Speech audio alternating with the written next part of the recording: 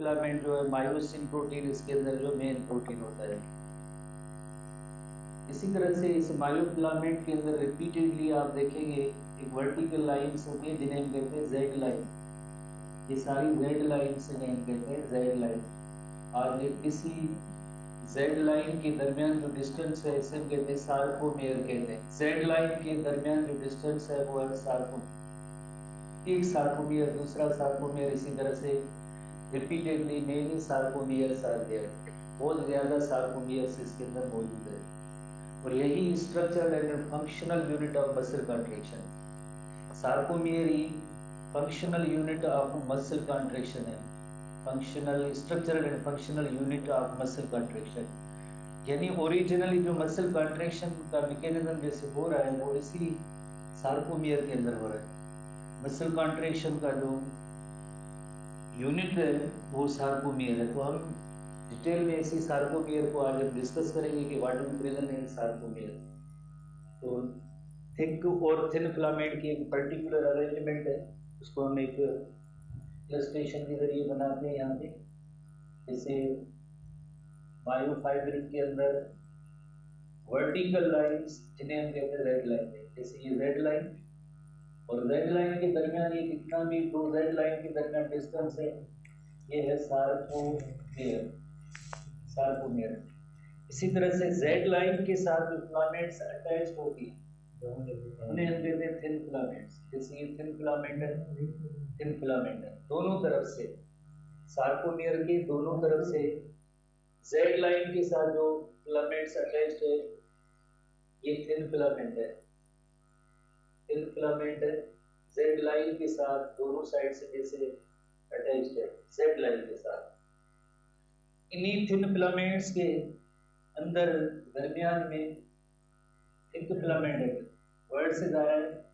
Diameter आपको नजर आ रहा है कि इसकी जो डायमीटर में डिफरेंस है ये थिन और ये थिक है, जिनकी एंड्स पे दोनों एंड्स पे बल्ब लाइक हेड है, बल्बस हेड कहते हैं, जो आगे क्रॉस ब्रिजेस बनाने में इनका रोल होता है। क्रॉस ब्रिजेस फिर जो है मसल कंट्रैक्शन की जैसे मैकेनिज्म होगी, तो ये एंड पे जो है बल्बस हेड है, एंड पे जो इनके बल्बस हेड, ये है थिक फिलामेंट, थिन फिलामेंट, और ये हो गए थिक फिलामेंट।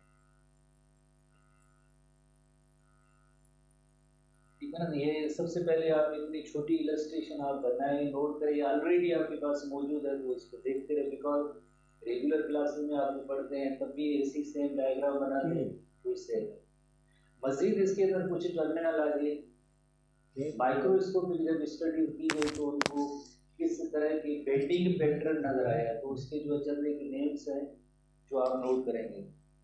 एक ऐसा रीजन जिसके अंदर only and only thin filaments इन पे नजर आए, सार्कोमेयर के इस रीजन को उन्होंने कहा कि आई बैंड है, जिसके अंदर ओनली एंड ओनली जो थिन फिलामेंट, जैसे ये थिन फिलामेंट है, थिन फिलामेंट इंटायर इस रीजन के अंदर, इंटायर रीजन के अंदर सिर्फ और सिर्फ थिन फिलामेंट्स है। ऐसे इसी तरह से इस रीजन के अंदर भी ओनली एंड ओनली जो थिन फिलामेंट्स हैं, तो ये आई बैंड है, isotropic, I stands for isotropic.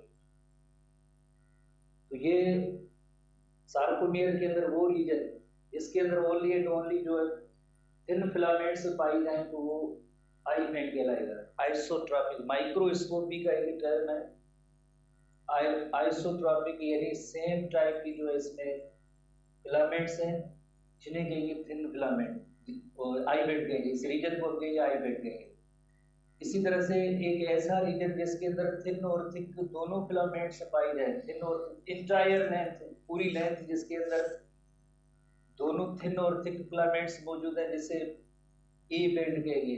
तो टर्मिनोलॉजी के हवाले से I stands for isotropic, isotropic, और E stands for anisotropic. E band का मतलब है anisotropic, anisotropic, anisotropic, I band and A band.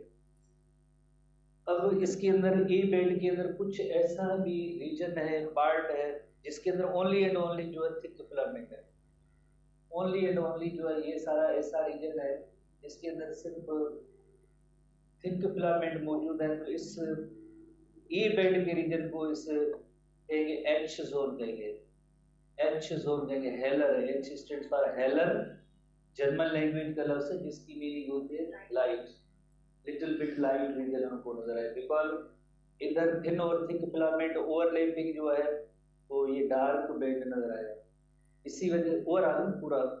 तो अब हम आते हैं कि एक और जैसे स्ट्रक्चर होती है जो इन थिक फिलामेंट्स को अपनी पोजीशन पे होल्ड करके रखती है, और उस पॉइंट को हम कहेंगे एम लाइन, बिल्कुल centre of the sarcomere, M line. Middle, middle की मीनिंग होती है middle, M line. M line इसकी सिग्निफिकेंस और इंपॉर्टेंस आप जब स्लाइडिंग मैकेनिज्म आप पढ़ेंगे मसल कॉन्ट्रैक्शन की, तो दोनों तरफ से जो ये इन फिलामेंट से स्लाइड होगी टुवर्ड्स एम लाइन, सेंटर की तरफ, सार्कोमियर की सेंटर की तरफ। तो आप इसमें देखें जब स्लाइडिंग होगी तो इसमें कौन सा रीजन है वो डिसअपियर हो सकता है, मतलब इस वक्त रिलैक्स है मसल तो उसके अंदर ये रीजन नजर आ रहा है, जब ये ऐसी स्लाइडिंग होगी दोनों तरफ से तो कौन सा रीजन डिसअपियर हो सकता है, वो है एच जोन। बिकॉज दोनों तरफ से एक दूसरे के करीब आएगी तो एच जोन जो है डिसअपियर हो जाता है। जब फुल्ली कॉन्ट्रैक्टेड मसल होगी तो उसके अंदर जो है एच जोन जो है डिसअपियर हो जाएगा, ऐसे दोबारा रिलैक्स होगी तो एच जोन दोबारा रीअपियर हो जाता है। एम लाइन का काम होता है इन्हीं जो है थिक फिलामेंट्स को अपनी पोजीशन पे बरकरार रखना, ये काम होता है इस एम लाइन का होता है। अब अनदर टर्म भी है किसके लिए, आई बैंड और ए बैंड के लिए। आई band is also called light band, I band is also called light band. वही से माइक्रोस्कोपी के अंदर जैसे देखा कि माइक्रोस्कोप के हवाले से जो टर्म है लाइट बैंड, बिकॉज ये जो लाइट जोन था पूरा जो थिन फिलामेंट्स थी, तो ये light band, I band is also called light band. Band का मतलब होता है striations, striated muscle, skeletal muscle, striated muscle, striations are there, strips are there, bands are there, उनका पैटर्न है। पैटर्न के अकॉर्डिंगली जैसे आप देख रहे हैं सार्कोमियर के साथ का रीजन जो होता है वो लाइट बैंड वाला रीजन होता है, दोनों बैंड पे सेड लाइन के साथ अटैच्ड है, और उसके दरमियान ऐसा रीजन जिसके अंदर थिन और थिक फिलामेंट दोनों ओवरलैप कर रही है तो वो होगा ए बैंड है।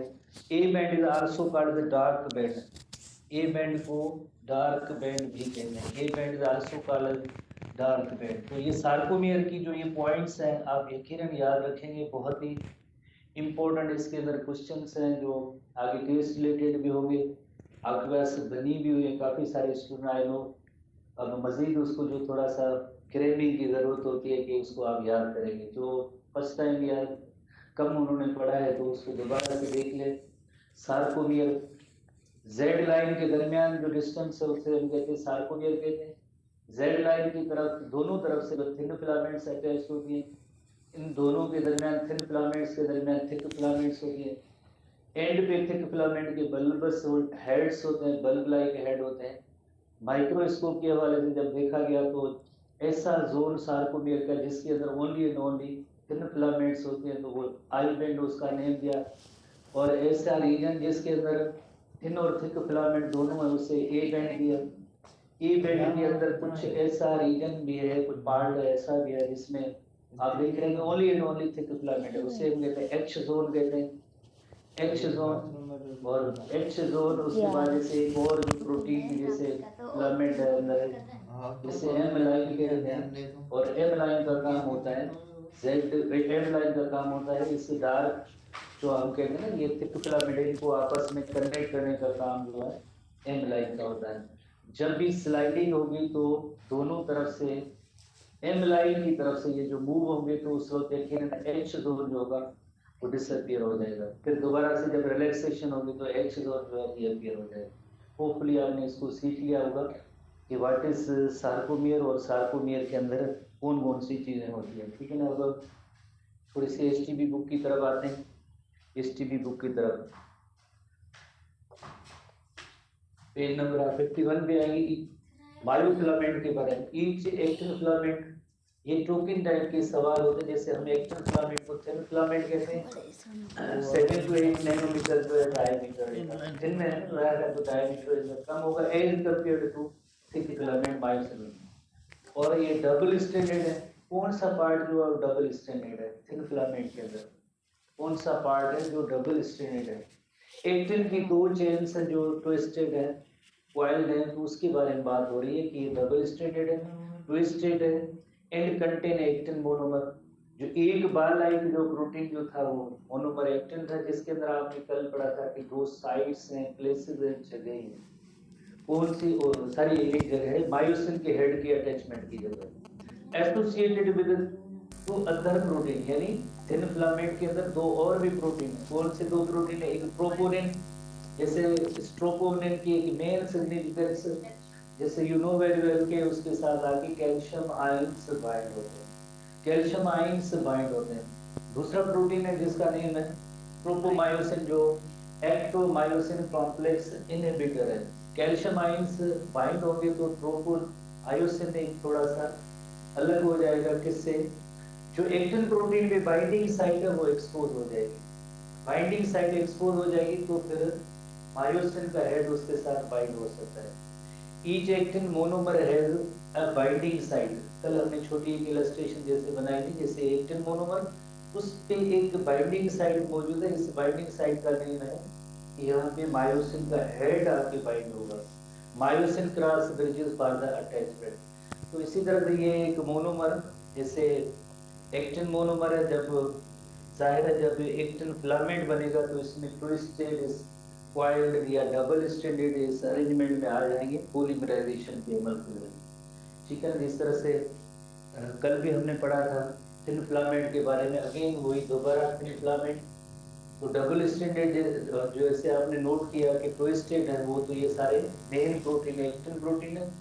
और इसके अंदर ये जो ब्लैक कलर की जो डॉट्स नजर आ रही है, ये मायोसिन के हेड की अटैचमेंट के लिए जगह है। मायोसिन का हेड इस जगह पे आके अटैच होगा। पर अब ये जो पर्पल कलर की लाइन जो देख रहे हैं ये है ट्रोपोमायोसिन, जो इस जैसे ब्लैक डॉट को इसमें जैसे छुपाया हुआ है। मायोसिन का हेड अब इसके साथ जो बाइंड नहीं हो सकता जब तक ट्रोपोमायोसिन मौजूद है, मायोसिन का हेड इधर बाइंड नहीं हो सकता है।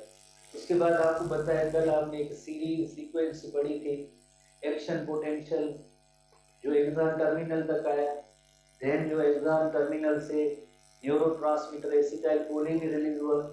एसिटाइलकोलिन रिलीज होने के बाद मोटर एंड प्लेट पे एसिटाइलकोलिन के रिसेप्टर थे, जिनके साथ वो बाइंड हुआ। बाइंड होने के बाद एक्शन पोटेंशियल फर्दर प्रोपेगेट हुआ टी ट्यूब्यूल्स के जरिए सार्कोप्लाज्मिक रेटिकुलम तक आया। सार्कोप्लाज्मिक रेटिकुलम में उनको जैसे वो ऑर्डर देता है, कमांड देता है क्या, किसके लिए, कि कैल्शियम आयंस रिलीज हो। जैसे ये कैल्शियम आयंस रिलीज होंगे आगे कहा जाएंगे they bind to troponin, troponin they bind to troponin, troponin के साथ बाइंड करेंगे। इधर है कैल्शियम बाउंड टू ट्रोपोनिन, ये ग्रीन जैसे इलस्ट्रेशन है, ये कैल्शियम के लिए। और ये जो ट्रोपोनिन का कॉम्प्लेक्स है ट्रोपोनिन के साथ बाइंड हुआ।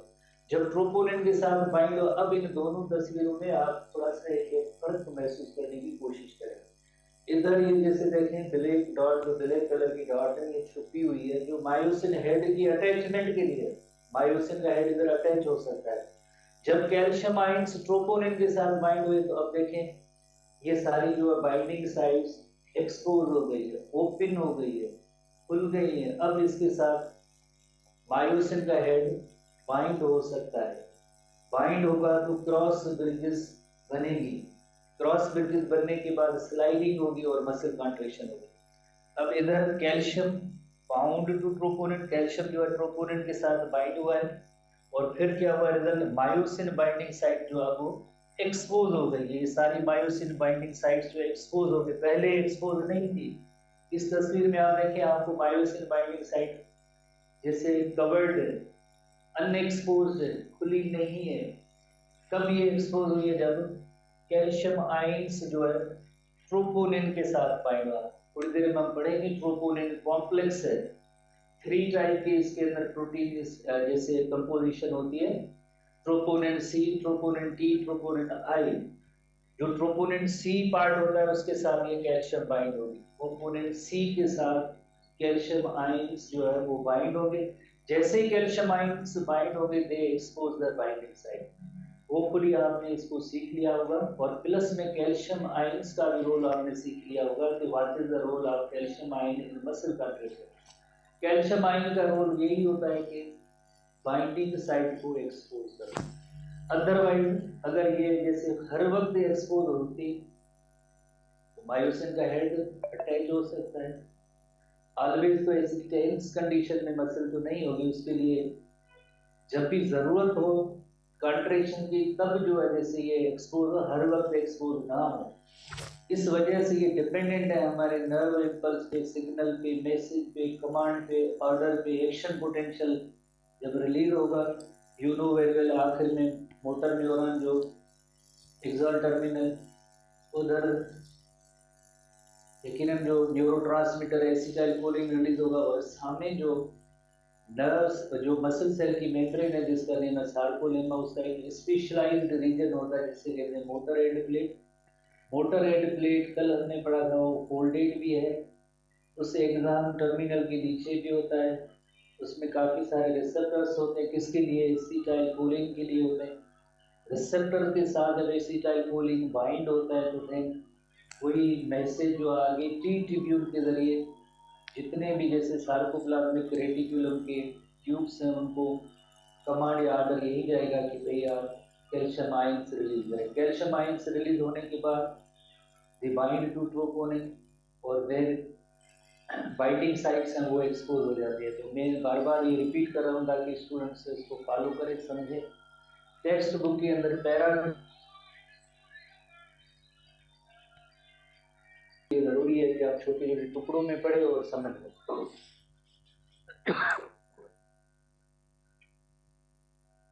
ठीक है, तो जब भी जैसे कैल्शियम आयंस रिलीज होंगी तो उसके होगा कैल्शियम, उसका जो हेड है वो किसके साथ, अब देखो ये बाइंडिंग साइट पड़ी है उसके साथ ये एक्सपोज हो गया। एक्सपोज हो गया तो उन्होंने जो क्या बनाया, क्रॉस ब्रिज बना ली। तो उन्होंने क्रॉस ब्रिज बना ली, और यू नो वेरी वेल कि मायोसिन के हेड के अंदर जैसे एटीपी की बाइंडिंग और उसको हाइड्रोलाइज करने का एक जैसे कंपोनेंट मौजूद होता है जो एटीपी हाइड्रोलाइज होगा एडीपी प्लस बी में, और ये मायोसिन के हेड एनर्जाइज होंगे, और देन जो है स्लाइडिंग मैकेनिज्म स्टार्ट होगी।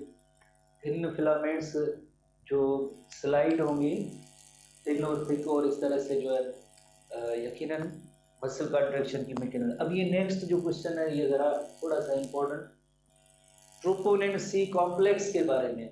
इसे हम तो जनरली पढ़ते हैं ट्रोपोनिन ट्रोपोनिन ट्रोपोनिन कॉम्प्लेक्स। इस देखें ये ब्लू कलर के जितने भी आप डबल स्टैंडर्ड नजर आ रहे हैं ये तो कौन सा कंपोनेंट होगा, ये यकीनन एक्टिन है। और ये बड़ा जो फाइबर जो इसको यकीन बाइंडिंग साइट को जिसने छुपाया हुआ है ये ट्रोपोमायोसिन है। ये अब जो कॉम्प्लेक्स है इसे हम कहते हैं ट्रोपोनिन कॉम्प्लेक्स कहते हैं। इसके अंदर 3 कंपोनेंट्स है, कलर से भी जैसे अलग अलग यहाँ पे जो इसकी सिग्निफिकेंस जैसे हम सीखेंगे कि हर एक पार्ट की क्या इंपॉर्टेंस है और क्या अरेंजमेंट है।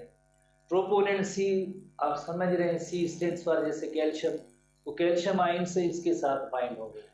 Troponin I refers to inhibitor या इनहिबिट करना काम है, inhibit the interaction of myosin with actin, उसको रोकने वाला जो है ये पार्ट होता है। It inhibits the interaction of the myosin and actin, रोक लेगा, उसमें इसका रोल होगा। बाकी जो ट्रोपोनिन टी होता है, ट्रोपोनिन टी, अब ये दोनों कंपोनेंट्स है, इनको किसके साथ कनेक्ट कर रहा है, ट्रोपोमायोसिन। ये ग्रीन लाइन वाला छोटा सा एक पार्ट है ये ट्रोपोनिन टी है। ट्रोपोनिन टी बाकी रिमेनिंग 2 जो कंपोनेंट्स हैं उनको ट्रोपोमायोसिन के साथ कनेक्ट कर रहा है। तो troponin C contains the binding sites for calcium, यानी ट्रोपोनिन सी इसके साथ कैल्शियम आयन जो इसी के साथ आगे बाइंड होंगे, ना ट्रोपोनिन आई के साथ ना ट्रोपोनिन टी के साथ, क्योंकि कैल्शियम की बाइंडिंग साइट इस ट्रोपोनिन सी के पास है। इसी तरह से troponin I inhibits the interaction of myosin and myosin with the actin, ये इसका जो है मायोसिन के हेड को जैसे एक्टिन के साथ यहाँ से मिलने या जुड़ने से वो रोक रहा है। बाकी रिमेनिंग जैसे ट्रोपोनिन टी है बाइंड्स विद अदर किसको, बाकी दो जो कॉम्प्लेक्स है, जिस कॉम्प्लेक्स के अंदर ट्रोपोनिन आई और सी है उनको बाइंड कर रहा है ट्रोपोमायोसिन के साथ। Component connects to the tropomyosin, connects to the tropomyosin, ये फाइबर जो है उनके साथ ये कनेक्ट करने में इसका रोल है। होपफुली आपने इसको सीख लिया होगा। कलर जो अलग से दिए गए उसका मकसद है कि आप आसानी से इसको सीख सकें। Troponin C, troponin I, troponin T, troponin C, troponin I, troponin T. एक और इलस्ट्रेशन हम देखते हैं, ट्रोपोनिन सी, ट्रोपोनिन आई और ट्रोपोनिन टी।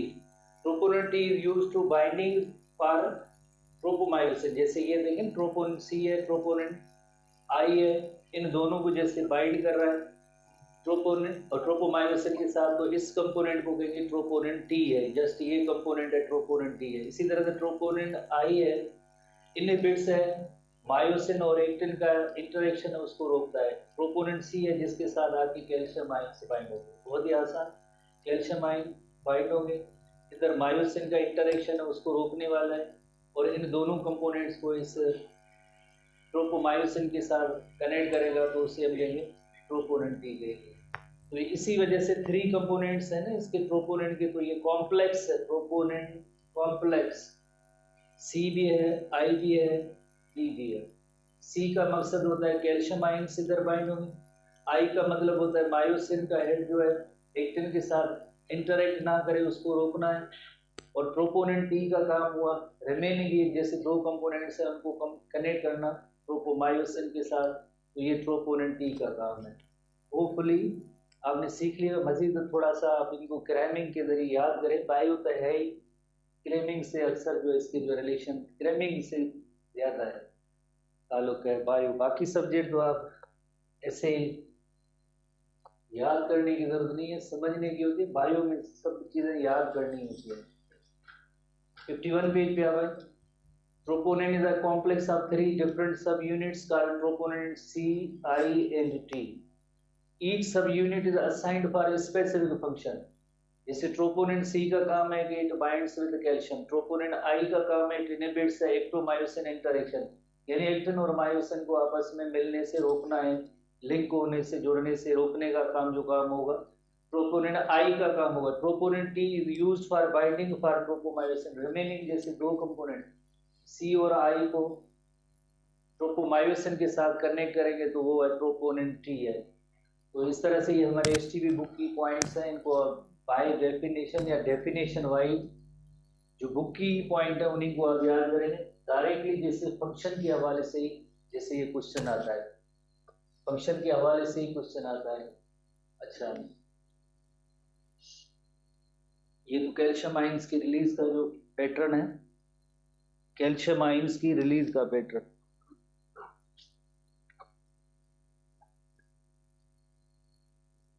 अब हमने सार्कोमियर की जो कंपोजिशन है, सार्कोमियर की कंपोजिशन उस पे आ रहे हैं जो हमने शुरू में स्टार्ट में पढ़ा था। Organisation of actin and myosin, how they are organised.